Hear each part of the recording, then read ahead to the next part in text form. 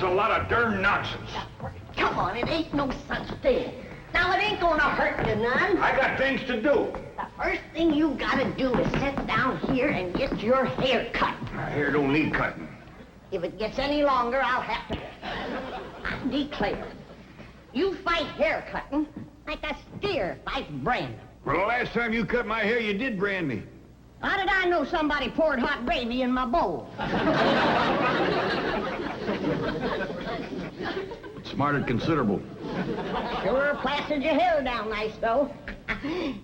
No, I might go to selling that stuff. Greedy? Sure made your hair look mighty sprucey. Yes, sir. You were slicker than a peeled onion. Smelled like one, too. Sir, I'd go to selling that stuff. I could put an ad in one of them catalogs. If you want the girls to stop and stare, put Granny's gravy on your hair. All right, Granny, come on. Let's get on with it. Hey, Uncle Jed, you're getting your hair cut. Thanks for telling me, Jethro. Well, that's all right. Your next, Jethro. What's going on? Is there going to be a wedding or something? I could be, the way that Sonny Drysdale is a sparking Elly mate. Oh, he's with her right now, up by the cement pond. I better get right out there and keep by him. Now, you sit still and leave those young'uns alone. Can't you remember how it was when you was a boy? Yeah. I better get right out there. It's broad daylight, and besides, they swim. No, they ain't. He's a sitting on the bank, and he's a holding her hand. What an interesting hand you have. I see a man, a handsome Harvard man. Where? Right there on your heart line. Oh, that's just a wart I got from picking up toes. Elly, you mustn't let horrid, slimy creatures touch you. Oh, heck, you ain't slimy, Sonny. Just a mite greasy from all that oil you smear on yourself. What a precious paradox you are. What a charming contradiction. You look pure Park Avenue and you speak pure Tobacco Road. That good? Good, it's fascinating. You're a challenge to me, you child of nature. You are the raw clay from which I will mold a perfect woman, worthy of a perfect man. Me. You know Shaw's Pygmalion? I don't even know Shaw, let alone his pig. Oh, you woodland sprite! You forest little bird. You are so refreshing after all those intellectual types of Vassar and Wellesley. You make me feel superior. That good? Good? It's divine.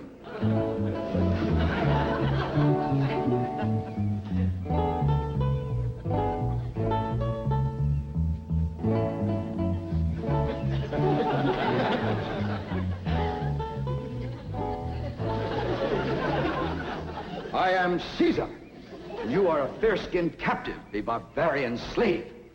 Shall I drag you through the streets of Rome behind my chariot? Or shall I throw you into the arena with my lions? No, Caesar has other plans for you, my little savage. You shall be my slave, yes, but only the invisible bonds of love shall make you my prisoner. Come, I shall strum upon my lyre and recite odes to your beauty. What say you to that, fair maiden? How speak you now to mighty Caesar? I declare, Sonny, you're more fun than a bucket of tadpoles.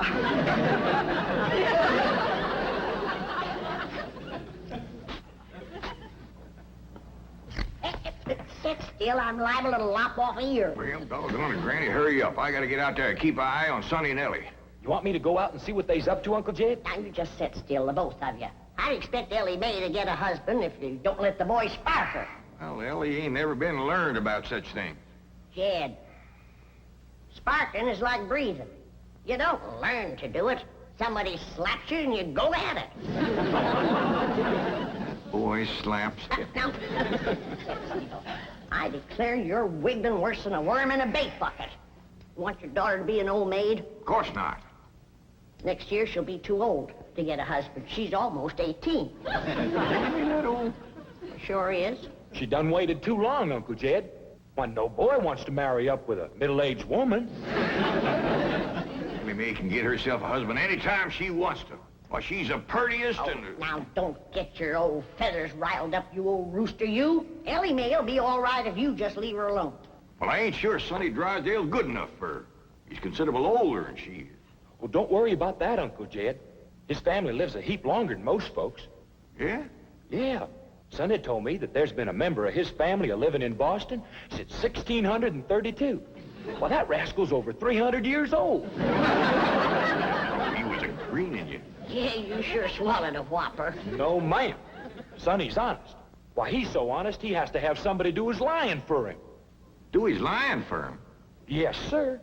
Why, I heard him call through the heads to Elly. He says, I'm coming over to serenade you, and I'm gonna bring my liar. Veni, vidi, vici. The world lies conquered at my feet. And yet, I tremble at the nearness of this flaxen-haired barbarian. Could it be that the invincible Caesar is about to be vanquished? Not by the spears and arrows of the Gallic tribes, but by Cupid's dart?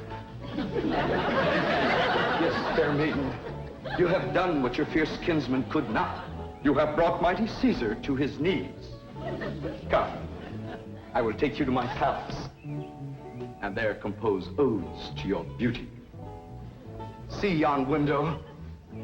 'Tis the Emperor's suite. There I shall woo you. Mother! That's my room, and those are my binoculars. You're not supposed to spy on the Emperor. What are you trying to tell me, Sonny? Mumsy can see you, but she can't hear you.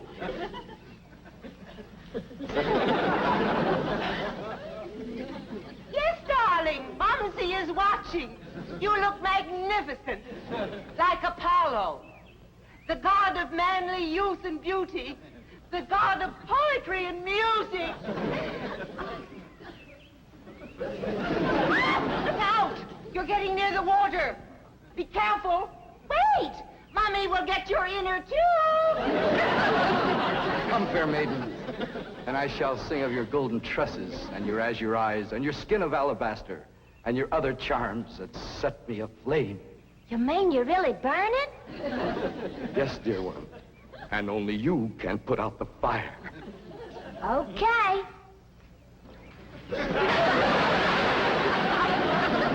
How's that, Sonny? You feel better now?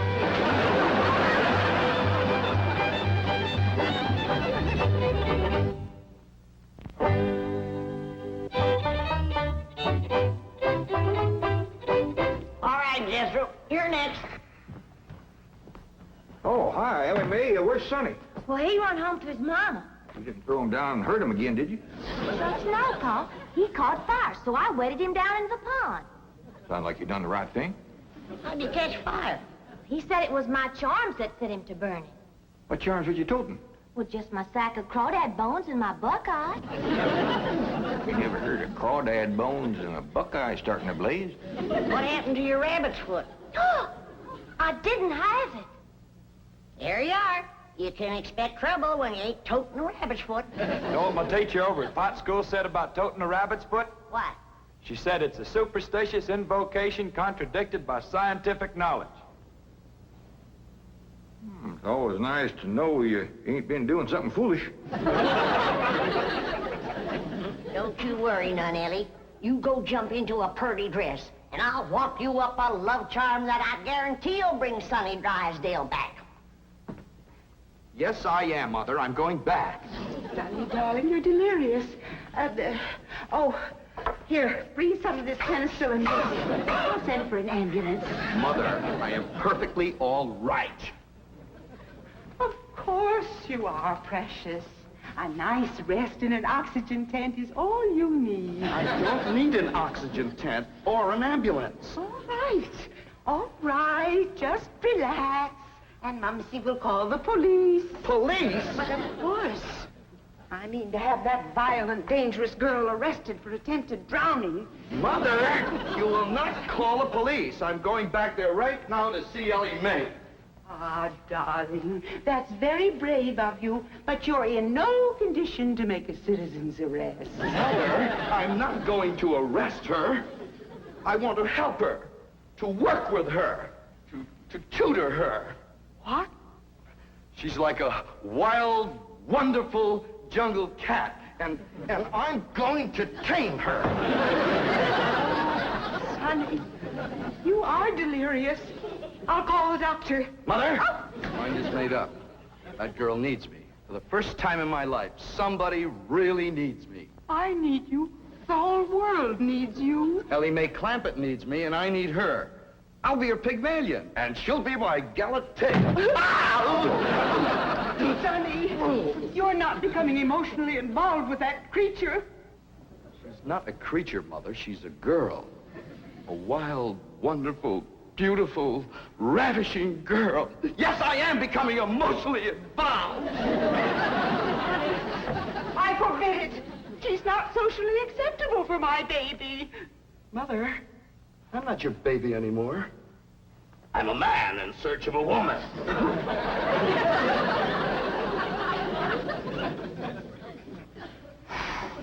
Where did he learn that language?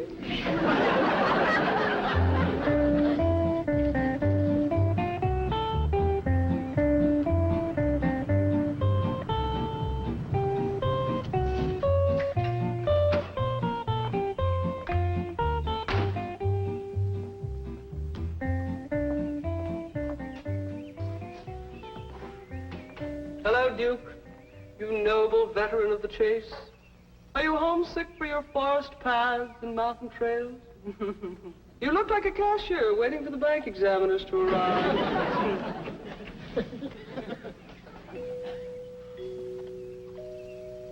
You know, if you were a cashier, you could hide $1 million in here.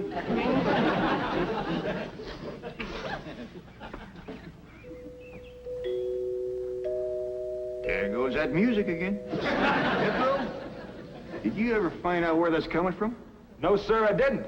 Every time I went to looking for it, somebody always come to the door. This time I'm gonna find it for sure.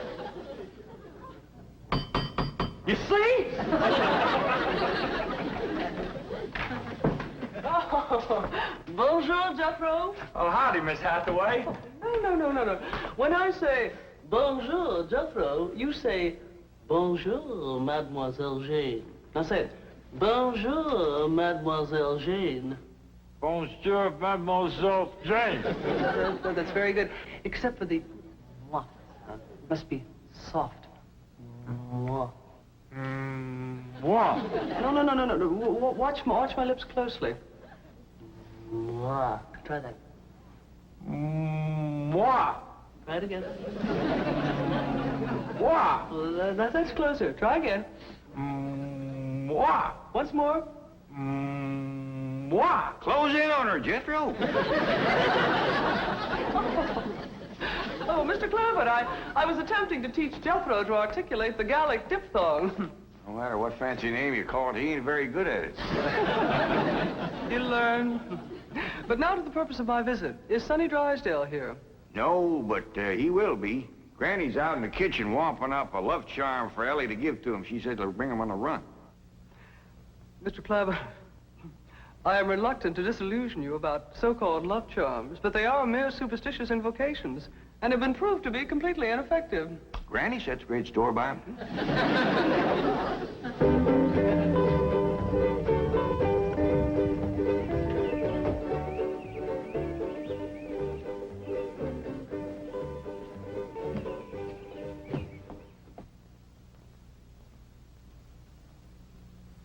Here you are, Elly. One guaranteed love charm. Guard it with your life. What's in it, Granny? Oh, I dasn't tell you. Leastways, not just yet. But I'll give you the secret before I go on to my reward like my granny done to me. I'll guard it too, Granny. Granny? Granny, Mr. Clampett tells me that you've conjured up some sort of love charm for Elly May. Right here it is. It's made out of all secret stuff. That is ludicrous, irrational, sophomoric, and pure hokum. You didn't even guess one ingredient. No, Granny. Don't you come spying. I'm telling you for the good of the country. If the secret of this love charm ever got out, I shiver to think what might happen. I wouldn't want it on my conscience. Hear me now, mongrel.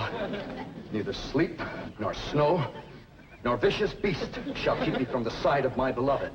Here I come, ready or not. So, you still think it won't work, huh? That is correct. All right, Elly. Open up the pouch, mate. Now, when I drop this starting powder in it, quick close it, press it to your heart, and say, darling, darling, my true love, come a-swooping like a dove. Darling, darling, my true love, come a-swooping like a dove. This is Elly! Elly! I have flown to your side in spite of all danger. What fate, what power have I to thank for giving wings to my feet? That little old charm maker, me.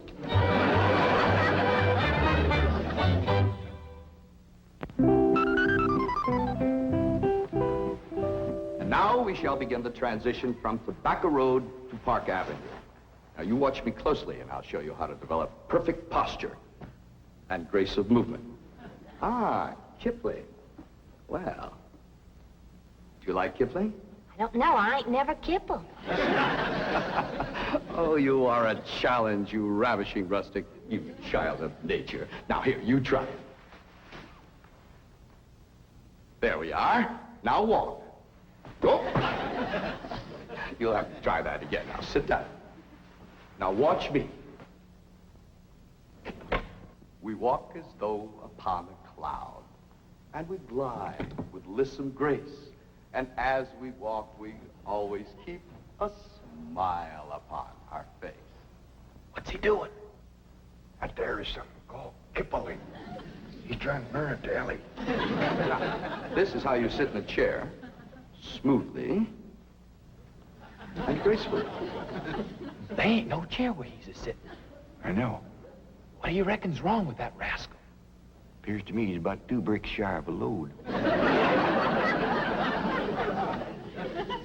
Turn old Duke loose so we can go in there and protect Elly. Now we'll practice diction and intonation at the same time. How now, brown cow? How now, brown cow? What's he talking about? He thinks old Duke is a cow. You best fetch Granny. Appears to be she's throwed too strong a charm on that boy.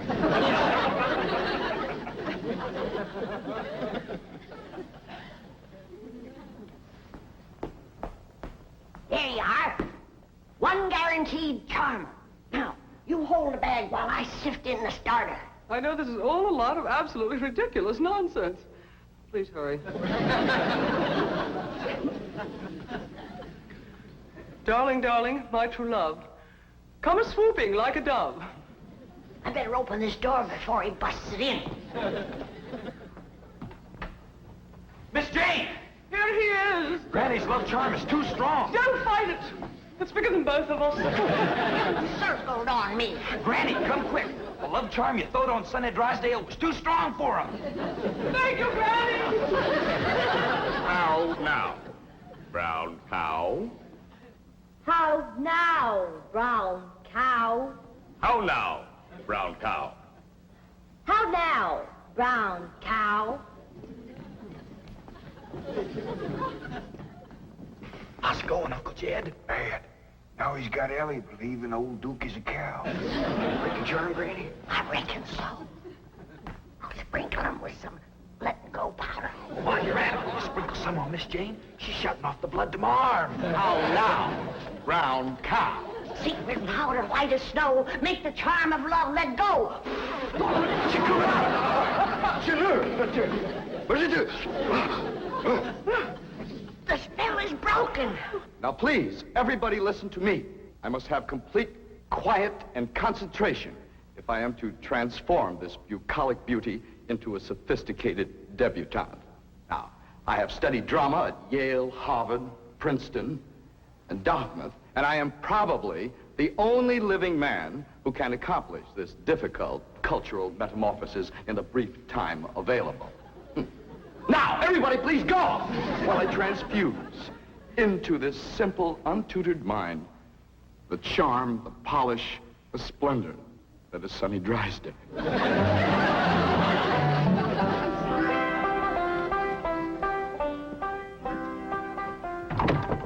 Jed?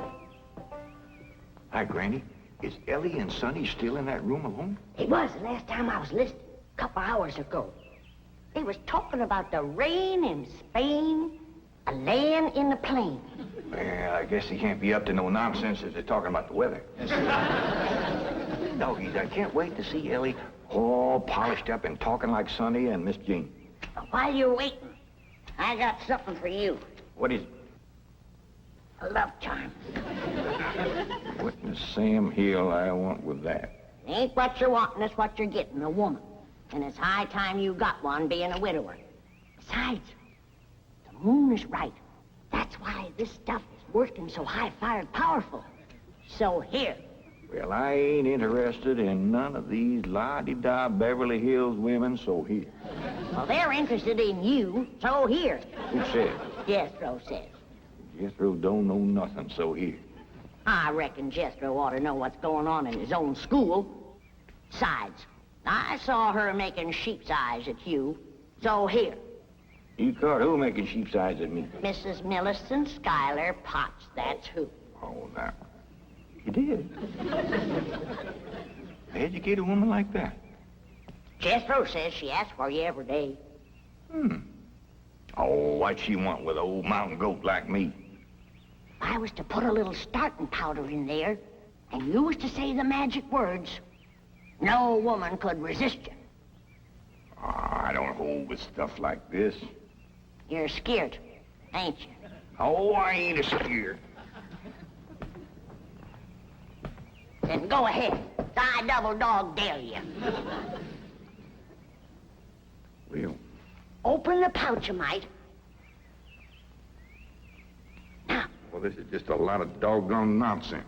close it tight, clamp it to your heart, and say the words.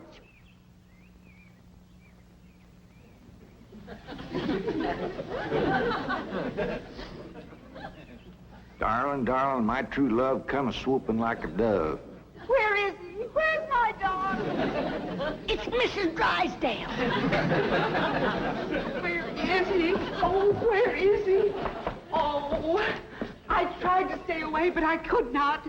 He's mine, and no other woman shall have him. Drysdale, you're a married woman. Think of your husband. Care about my husband. I want my darling, and no one is going to keep me from him. I sure hate to have to do this, but... Sonny, where are you, Sonny? He's inside with Elly Mae. Now, if you just calm yourself down, I'll go and get him. Thanks for coming, Miss Drysdale. Howdy, Ma. Was you a-hollering for me? They brainwashed you. Been a Filmways presentation.